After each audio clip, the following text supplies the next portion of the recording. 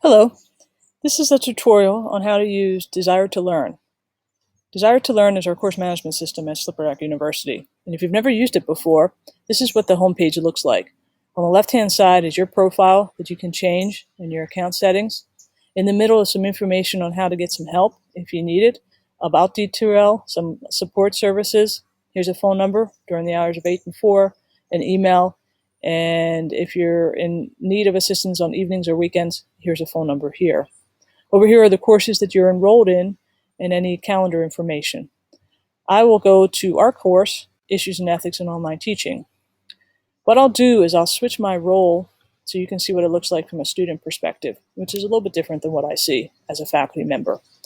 So here on the left-hand side are the news, also known as the announcements. And as I post things over here, the most recent will show up on top. So it makes it a little bit easier to see what's new when things are posted. And you can scroll through and see what's there. On the right-hand side are any updates, the calendar, anything that might be due. You can click on the upcoming event and it tells you whenever things are due. Across here at the top is the toolbar. And we're in the course home right now. The section you'll use the most is the content tab. So if you click there, you'll see there's a table of content here. And 7 is all of these added together. So if I go into the introduction section, it'll have a number of tasks that you need to complete. And depending on how many you get done, you'll see this bar go across that tells you how far you've completed them. It says that I've completed 12 of the 13. What you can do is click on the very first activity. And for this, I want you to watch the video, so you would just simply click on that. From there, if you didn't want to go back to this tab, you can just hit the arrow here on the right to move to the right. And here you can learn more about me and read over that.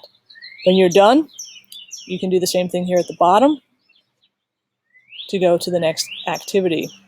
I want you to review the syllabus. If you'd like to have a hard copy of the syllabus, you can always download it by hitting this tab. If you want to go back to the table of contents and you want to click on something not in sequence, that's fine too. All you have to do is scroll down and click on whatever link you would like, and it will take you to that.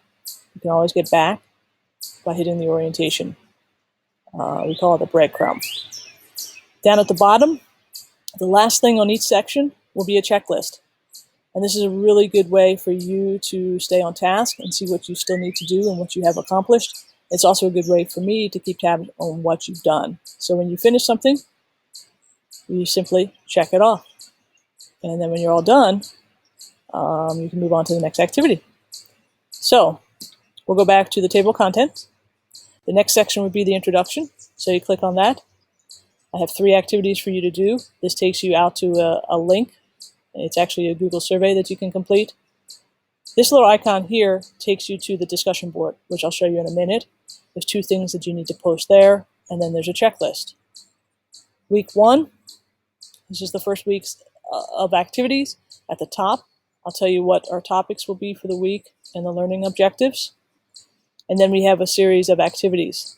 If you look at the icon, it tells you what type of activity it is. This is a link, so you have to go out to the internet to get this chapter, and there are instructions when you click on the link. This is a PDF, so I've already taken that article from the internet and made it into a PDF for these 2. This is a video that you can view. This takes you to the discussion board. Here's a Word document, which is the rubric.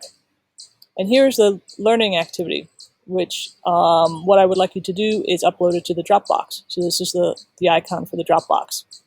If you don't know what the Dropbox is, it's simply this tab right here.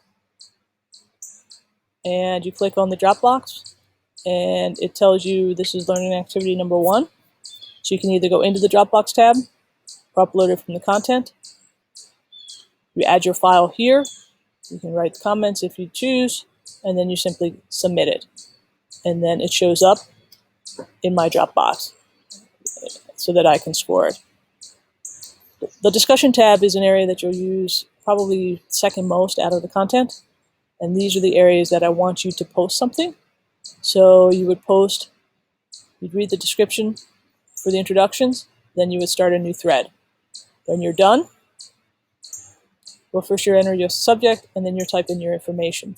It's pretty user-friendly because most people are familiar with basic word processing icons.